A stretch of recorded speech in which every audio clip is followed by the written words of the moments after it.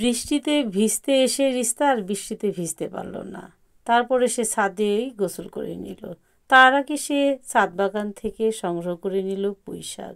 আসসালামু আলাইকুম বন্ধুরা, দেশে এবং দেশের বাইরে যে যেখানে আছেন সবাই কেমন আছেন? আলহামদুলিল্লাহ আমরা ভালো আছি। তো ছাদে গোসল শেষ করে রিস্তা পুঁই শাক কুটে নিচ্ছে। প্রথমে এই পাতাগুলোকে আলাদা করেছে, তারপরে ডাঁটি থেকে আঁশ ছাড়াতে আমি তাকে সাহায্য করেছি, একটু ফ্রেশ করে দিয়েছি, তারপর সে কুচি করে নিয়েছে।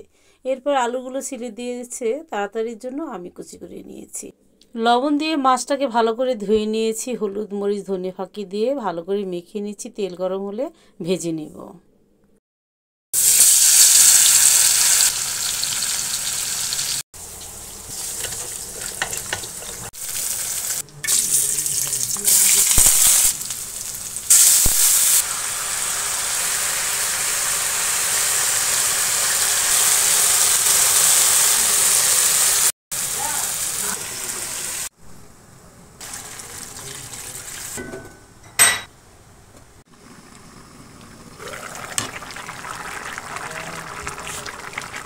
আসলে আজকে একটু ঝোল খেতে ইচ্ছে করলো, পুঁই শাক আলু দিয়ে কই মাছের ঝোল রান্না করলাম।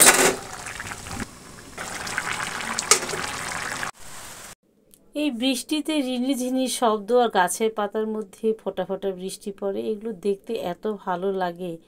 আকাশটা কেমন মেঘাচ্ছন্ন থাকে, হঠাৎ একটু বৃষ্টি আবার একটু রোদ, কেমন একটা লুকোচুরি খেলা, খুব ভালো একটা সময় কাটে আসলে। পুঁই আসলে মজার একটি শাক, যে কোনো তরকারির সঙ্গে খুব ভালো টেস্ট হয়, তবে কই মাছের ঝোল কিন্তু খুব মজা হয়।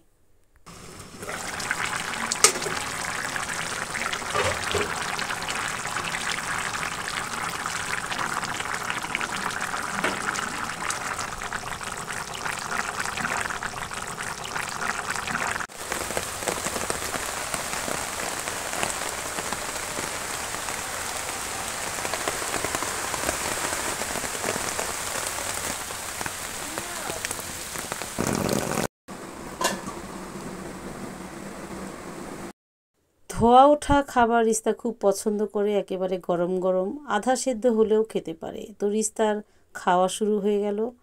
রান্নাবান্না শেষ। আজকের মতো বন্ধুরা বিদায় নিচ্ছি। যে যেখানে আছেন সবাই ভালো থাকবেন।